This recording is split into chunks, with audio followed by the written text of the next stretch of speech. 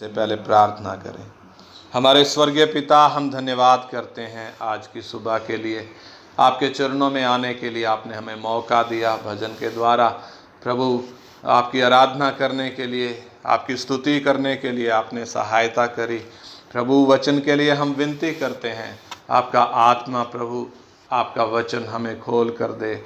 हाँ प्रभु, ताकि वचन की गहराई को हम समझ सकें। प्रभु, जिस उद्देश्य से आपने अपना वचन हमारे हाथ में दिया है, आपके उस उद्देश्य को हम पहचान कर उसके मुताबिक चल सकें। आप हमारी सहायता करें प्रभु, आपके हाथ में सौंपते हैं पिता। आपका वचन हम एक एक के लिए आशीष का कारण बने। प्रभु यीशु मसीह के पवित्र नाम में प्रार्थना करते हैं, आमीन। आमीन। अब तक हमने 5 विषय सीखे हैं। सबसे पहला हमने विषय सीखा था मनुष्य के जीवन का परम कर्तव्य क्या है। दूसरा हमने सीखा था कैसे हमें आभास होता है कि एक परमेश्वर है। तीसरा हमने देखा था परमेश्वर का वचन क्या है। और चौथा हमने देखा था हमें कैसे मालूम पड़ता है, कैसे प्रमाणित होता है कि हमारे हाथ में जो वचन दिया हुआ है, ये वचन परमेश्वर का वचन है, ये बाइबल परमेश्वर का वचन है, कैसे प्रमाणित होता है। और 5वां विषय हमने देखा था बाइबल मुख्य रूप से हमें क्या सिखाती है। ये 5 बातें हमने देखी। आज 6ठा विषय हम देखने जा रहे हैं, जिसका मुख्य विषय है पवित्र शास्त्र किस प्रकार परमेश्वर का चित्रण करती है। यानी बाइबल जो हमारे हाथ में है, ये परमेश्वर को हमें कैसा बताती है, परमेश्वर के विषय में क्या प्रकट करती है, परमेश्वर को किस तरीके से प्रकट करती है, वो बातें हम देखेंगे। उसमें सबसे पहले है परमेश्वर सर्वोपरि है।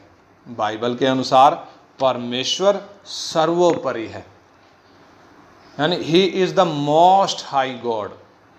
उसके लिए हम पढ़ेंगे यशाया 45 अध्याय, उसका 5 और 6 वचन पढ़ेंगे। यशाया 45 अध्याय, उसका 5 और 6 वचन। सब अपनी बाइबल खोल लें और यशाया 45 अध्याय निकालें, उसमें 5 और 6 वचन हम पढ़ेंगे। मैं यहोवा हूँ और दूसरा कोई नहीं, मुझे छोड़ कोई परमेश्वर नहीं।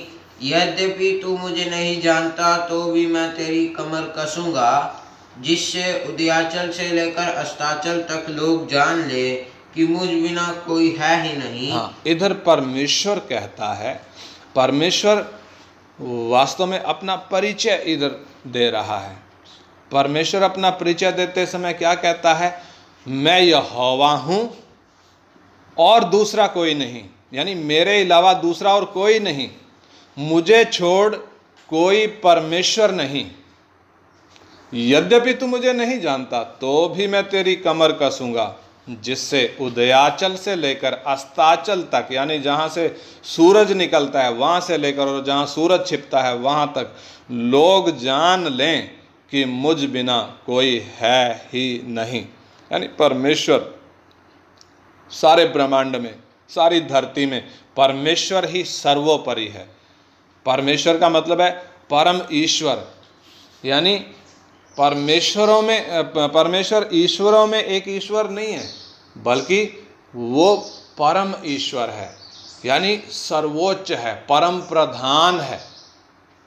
उसके जैसा और कोई है ही नहीं। वही परम प्रधान है, वही सर्वोच्च है, मोस्ट हाई है। और वो कहता है कि मेरे बिना और कोई है ही नहीं, मुझे छोड़ दूसरा और कोई परमेश्वर नहीं है, मैं ही परमेश्वर हूँ, दूसरा और कोई परमेश्वर है ही नहीं।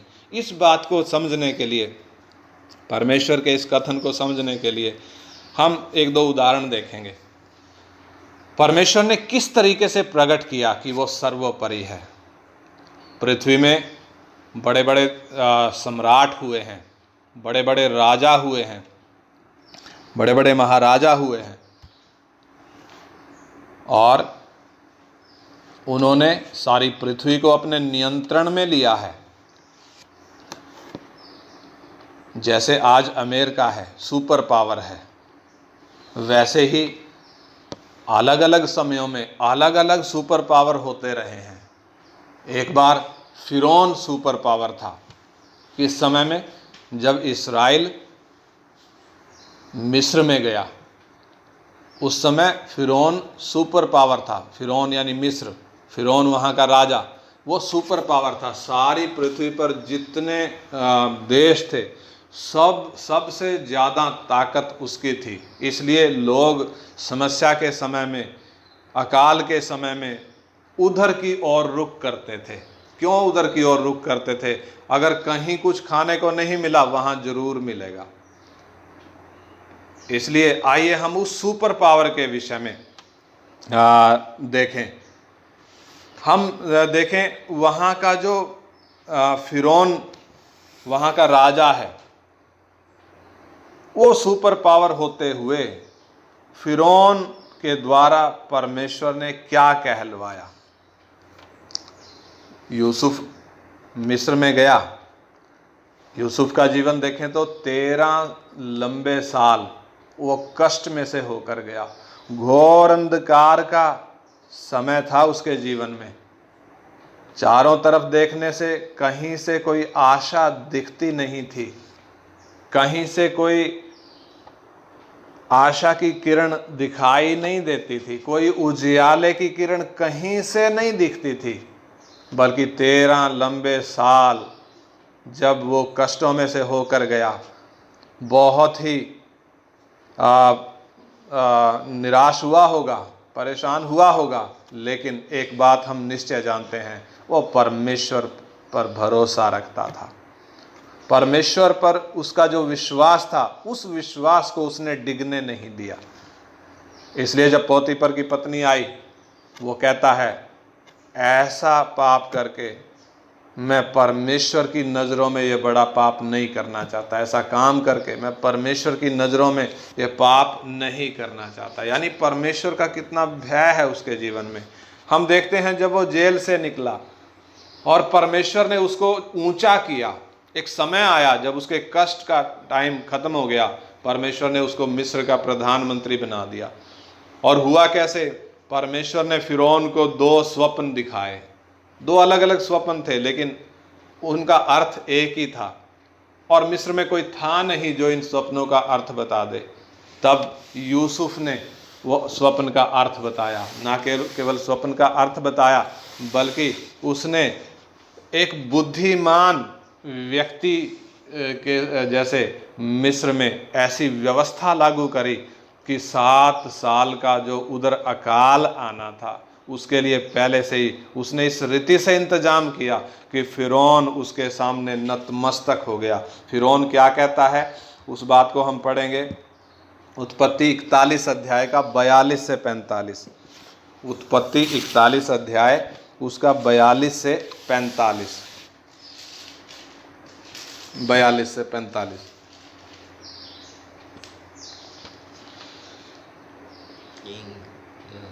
Genesis 41 verse 42 to 45। उत्पत्ति 41 का 42 से 45। तब फिरौन ने अपने हाथ से अंगूठी निकाल के यूसुफ के हाथ में पहना दी और उसको बढ़िया मलमल के वस्त्र पहनवा दिया और उसके गले में सोने की जंजीर डाल दी और उसको अपने दूसरे रथ पर चढ़वाया। और लोग उसके आगे आगे यह प्रचार करते चले कि घुटने टेक कर दंडवत करो। और उसने उसको मिस्र के सारे देश के ऊपर प्रधानमंत्री ठहराया। फिर फिरौन ने यूसुफ से कहा, फिरौन तो मैं हूँ, पर सारे मिस्र देश में कोई भी तेरी आज्ञा के बिना हाथ पांव ना हिलाएगा। तब फिरौन ने यूसुफ का नाम सपनत-पनेह रखा और ओन नगर के याजक पोतीफरा की बेटी आसनत से उसका विवाह कर दिया। और यूसुफ सारे मिस्र देश में दौरा करने लगा। हाँ, इधर फिरौन यूसुफ का नाम डाल रहा है। यूसुफ को यूसुफ करके नहीं बोल रहा है, वो उसको सफनत-पनेह करके बोल रहा है। वो सफनत-पनेह का मतलब क्या है? अगर मूल में हम जाकर देखें परमेश्वर जिंदा है, वो बात करता है। कौन बोल रहा है? यूसुफ नहीं बोल रहा है, फिरौन का मिस्र का राजा फिरौन बोल रहा है। सपनत फनिया, यानी यूसुफ को देखकर, यूसुफ के जीवन के द्वारा परमेश्वर के काम को देखकर फिरौन जो अपने देवी देवताओं पे भरोसा करता होगा, वो कहता है परमेश्वर जिंदा है, वो बात करता है। हालेलुया! कितनी बड़ी बात है। परमेश्वर जो परम प्रधान है, जो सर्वोपरि है, राजाओं के द्वारा कहलवाता है कि वो जिंदा है और वो काम करता है। ऐसे ही हम दानियल के टाइम में जाकर देखें, नबूकदनेस्सर बहुत बड़ा सम्राट था, पूरी दुनिया को उसने अपने कब्जे में ले लिया था और उसके द्वारा परमेश्वर ने कई बार अपने आप को प्रकट किया। बाबुल भी उस समय में बहुत बड़ी सुपर पावर था और एक बार नबूकदनेस्सर ने स्वप्न देखा था जिसमें उसको मूर्त दिखी थी। कोई तंत्री, कोई ज्योतिषी, कोई वैज्ञानिक, कोई पंडित उस स्वप्न को और उसके अर्थ को बता नहीं पाए थे। जब दानियल ने वो स्वप्न का अर्थ बताया तो नबूकदनेस्सर क्या बोला? दानियल 2 अध्याय का 46 से 47 पढ़ें। नबूकदनेस्सर ने क्या बोला? दानियल 2 अध्याय 46 से 47। Daniel chapter 2 46 to 47।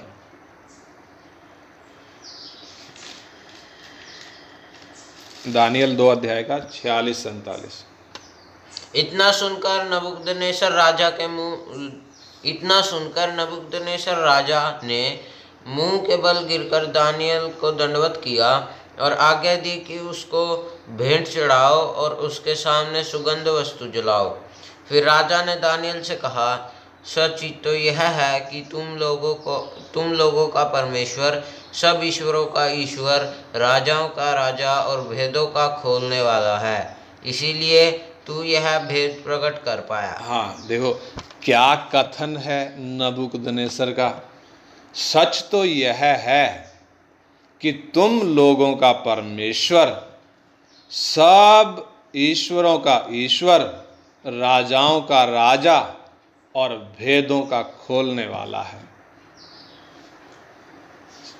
यही नबूकदनेस्सर जब घमंड से फूल गया था और छत पर टहलते हुए बोलता था, क्या ये बड़ा बाबुल, ये बड़ा साम्राज्य क्या मैंने अपनी ताकत से नहीं बनाया है?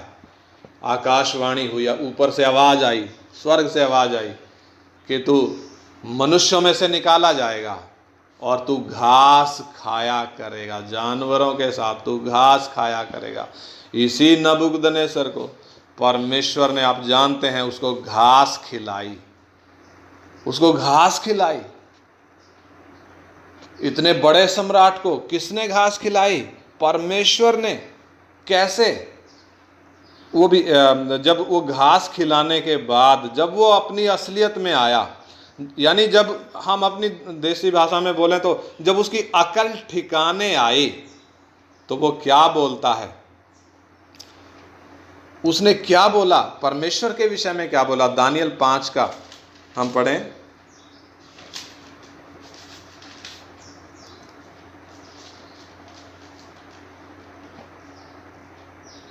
हालेलुया। दानियल 4 अध्याय का 30 वचन से पढ़ें। 30 से, 4 अध्याय का 30 से। क्या यह बड़ा बाबिलोन नहीं है जिसे मैं ही ने अपने बल और सामर्थ्य से राजनिवास होने को और अपने प्रताप की बढ़ाई के लिए बसाया है? यानी कि क्या बोलता है ये बड़ा बाबुल जो है ना, मैंने अपने बूते पर, अपने बल और सामर्थ्य से, अपने प्रताप की बढ़ाई के लिए बसाया है। जबकि था इसका उलट, परमेश्वर ने खड़ा किया था, परमेश्वर ने राजाओं को उसके अधीन किया था। लेकिन ये घमंड से क्या बोलता है? ये मेरी ताकत का फल है। फिर आगे, यह वचन राजा के मुंह से निकलने भी ना पाया कि आकाशवाणी हुई, हे राजा नबूकदनेस्सर, तेरे विषय में यह आज्ञा निकली है, राज्य तेरे हाथ से निकल गया और तू मनुष्यों के बीच से निकाला जाएगा और मैदान के पशुओं के संग रहेगा और बैलों के समान घास चरेगा और 7 काल तुझ पर बीतेंगे जब तक कि तू जान ना ले कि परम प्रधान मनुष्यों के राज्यों में प्रभुता करता है और जिसे चाहे वह उसे दे देता है। उसी घड़ी यह वचन नबूकदनेस्सर के विषय में पूरा हुआ। वह मनुष्यों में से निकाला गया और बैलों के समान घास चरने लगा और उसकी देह आकाश की ओस में भीगती थी, यहाँ तक कि उसके बाल उकाब पक्षियों के परों से और उसके नाखून चिड़ियों के पंजों के समान बढ़ गए। उन दिनों के बीतने पर मुझ नबूकदनेस्सर ने अपनी आँख स्वर्ग की ओर उठाई और मेरी बुद्धि फिर ज्यों की त्यों हो गई। तब मैंने परम प्रधान को धन्य कहा और जो सदा जीवित है उसकी स्तुति और महिमा यह कहकर करने लगा, उसकी प्रभुता सदा की है और उसका राज्य पीढ़ी से पीढ़ी तक बना रहने वाला है। हाँ देखो, नबूकदनेस्सर जब अकल ठिकाने आई, स्वर्ग की ओर जब इसने देखा तो सोच कर देखें, पढ़ कर देखें क्या बोलता है। परम प्रधान परमेश्वर वही मनुष्यों में प्रभुता करता है करके नबूकदनेस्सर के समझ में आ गया। कैसे समझ में आया? जब इसने बैलों के संग घास चरा, यानी कि कोई मनुष्य परमेश्वर के सामने घमंड कर नहीं सकता। परमेश्वर परम प्रधान है।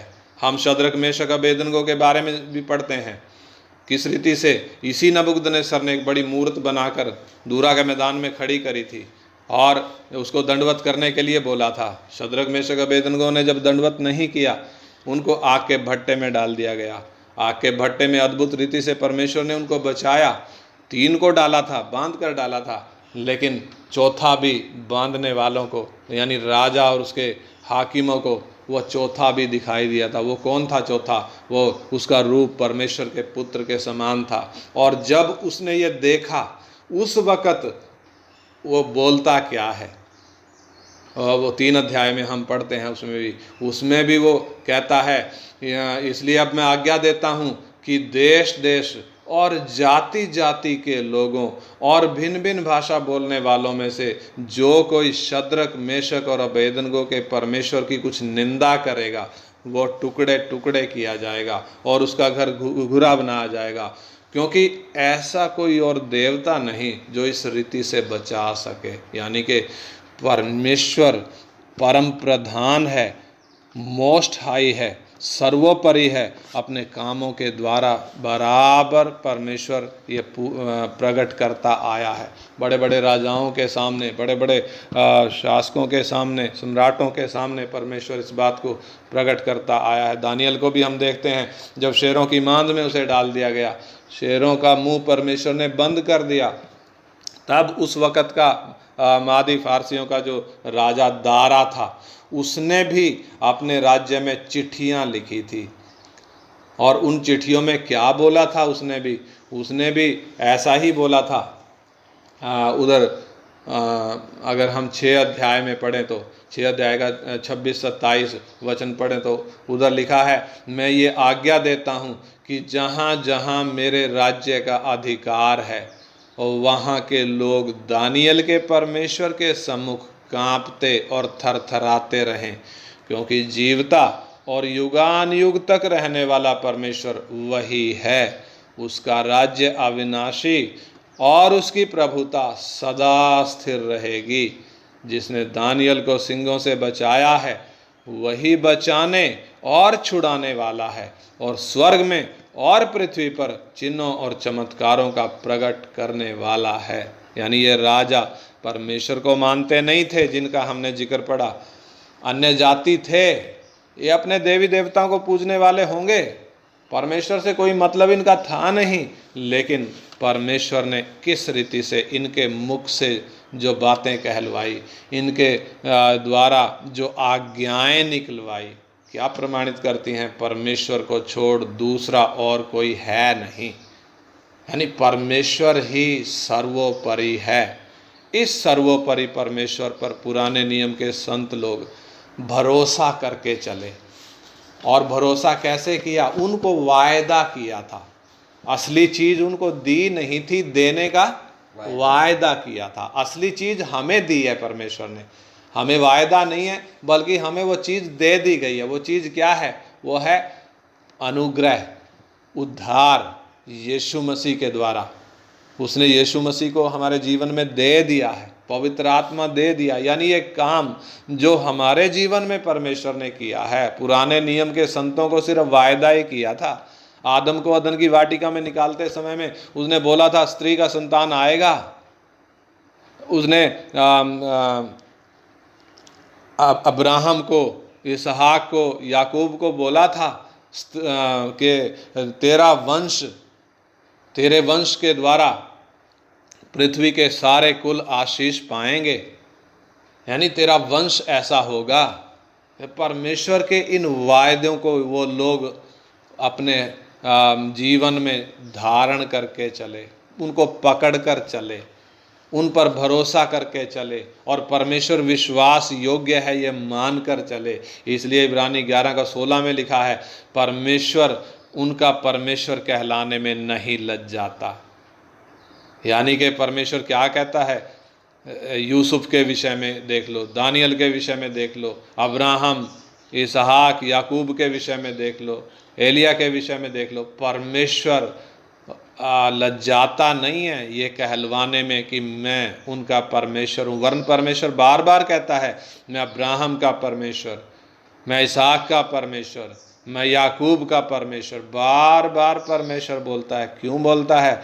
ये व्यक्तियों के द्वारा किस प्रकार परमेश्वर ने अपने आप को प्रकट किया है, और ये व्यक्तियों ने किस प्रकार, इनमें गलतियां थी, कमियां थी, आम साधारण मनुष्य थे, लेकिन परमेश्वर के वायदे पर भरोसा करके चलने के कारण इनका जीवन किस प्रकार दूसरों के लिए आशीष का कारण हो गया। इसलिए परमेश्वर उनका परमेश्वर कहलाने में लज्जाता नहीं है। हालेलुया। हमें भी परमेश्वर ने जगत में से चुना है, हमारी बुद्धिमानी के कारण नहीं चुना, या हम औरों से अच्छे हैं इस कारण नहीं चुना। हम औरों से अच्छे नहीं हैं, बल्कि परमेश्वर ने हमें जगत में से क्यों चुना है? निश्चय उसने हमें कुछ अलग दिखा है तब चुना है। और वो अलग क्या है? वो जुनून। यानी परमेश्वर ने एक व्यक्ति को चुनना है तो परमेश्वर ये नहीं देखता ये बुद्धिमान कितना है या औरों से अच्छा है, ऐसा नहीं देखता है, इसके काम अच्छे हैं ये नहीं देखता है, बल्कि परमेश्वर उसके अंदर के उस जुनून को देखता है। ये जुनून हम में से प्रत्येक के अंदर होना जरूरी है। वो जुनून क्या है? परमेश्वर का वचन जब एक व्यक्ति के पास पहुंचता है, वो उसको विश्वास करके धारण करता है। हालेलुया। वो फिर बाकी बातों की चिंता नहीं करता, बस ये जुनून परमेश्वर देखता है। बाकी सब चीज़ों की चिंता परमेश्वर खुद करता है। अब्राहम को परमेश्वर ने जब चुना, वो सिद्ध नहीं था, उसके अंदर कमियां थी। 2 बार वो अपनी पत्नी को किसी और को दे बैठा था, लेकिन परमेश्वर ने उसके जीवन में वो जुनून देखा था। वो जुनून के कारण परमेश्वर ने दोनों बार हस्तक्षेप करके उसको बचाया, उसकी पत्नी को वापस लौटाया, और परमेश्वर उसको वापस कनान देश में भी लेकर आया। इतना ही नहीं, अब्राहम मर गया, परमेश्वर अब्राहम के वंश के साथ वफादार रहा। क्यों वफादार रहा? अगर हम परमेश्वर के साथ उसके वायदे पर भरोसा करते हुए चलेंगे, उसके वचन पर विश्वास करते हुए चलेंगे, हमें चिंता करने की ज़रूरत नहीं है। परमेश्वर समय पर हर चीज़ का इंतज़ाम करेगा। और हम अगर मर भी गए, हम चले भी गए अपनी दौड़ पूरी करके, पीछे हमारे बच्चों को, हमारे ख़ानदान को वो संभालेगा। परमेश्वर वफादार है।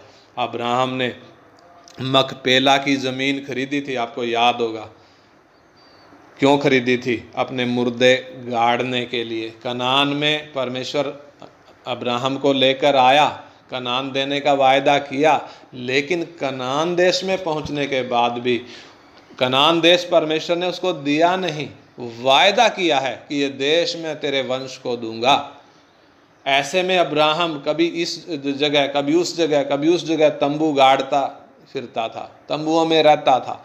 ना केवल अब्राहम बल्कि इसहाक और याकूब भी तंबुओं में रहते थे। जब मुर्दा गाड़ने की नौबत आई, तब अब्राहम ने एक ज़मीन उधर मोल खरीदी, मकपेला की ज़मीन, जिसमें गुफा थी। उस गुफा में उसने सारा को दफन किया। उसी गुफा में, मकपेला की उसी गुफा में अब्राहम को दफन किया गया। और हम देखते हैं उसी गुफा में इसहाक को और उसकी पत्नी रिबका को भी दफन किया गया है। जब परमेश्वर अकाल के समय में याकूब और उसके ख़ानदान को मिस्र में ले गया, हम देखते हैं उधर याकूब मिस्र में मरा, लेकिन मरने से पहले उसने जो वायदा लिया अपने बच्चों से, खासकर यूसुफ से जो उधर का प्रधानमंत्री था, उससे जो वायदा लिया, क्या वायदा लिया कि तू मुझे यहाँ नहीं गाड़ेगा, मुझे मकपेला की ज़मीन में लेकर जाएगा। यानी कनान देश में वो जो ज़मीन अब्राहम ने खरीदी थी, उधर जाकर मुझे दफनाएगा। और निश्चय उसको उधर ही ले जाकर दफनाया गया।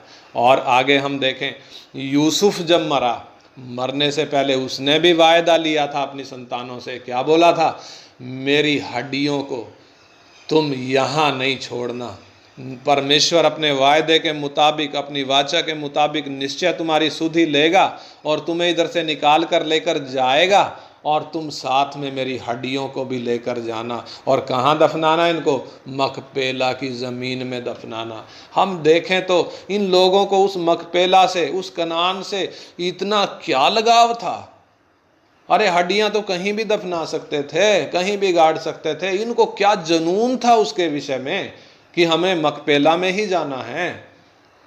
हम देखते हैं याकूब भी उधर है, लेया भी उधर है, उधर इसहाक रिबका भी है, उधर अब्राहम सारा भी है।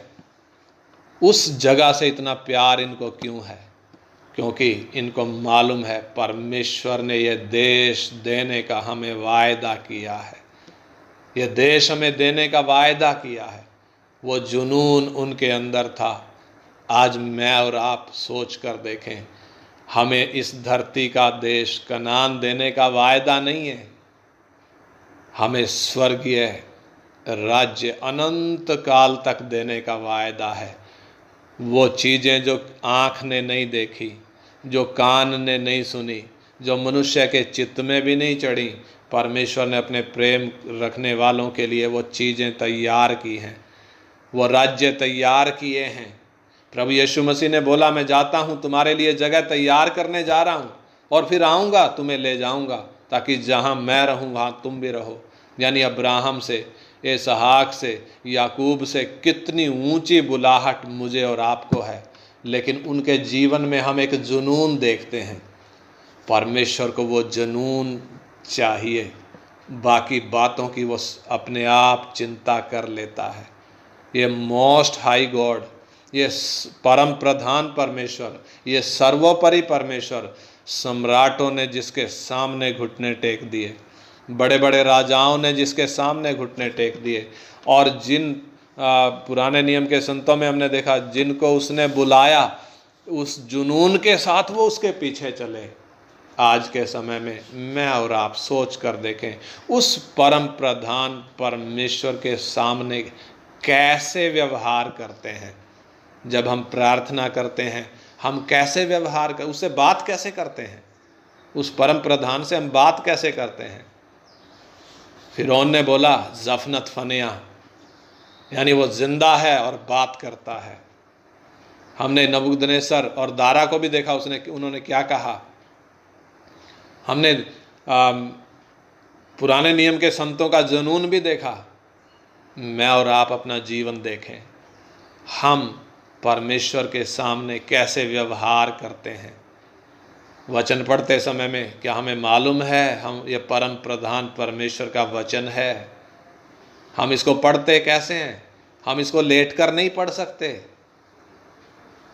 प्रार्थना करते समय में हम प्रार्थना करते कैसे हैं? यानी बात करते समय में उससे बात करते कैसे हैं?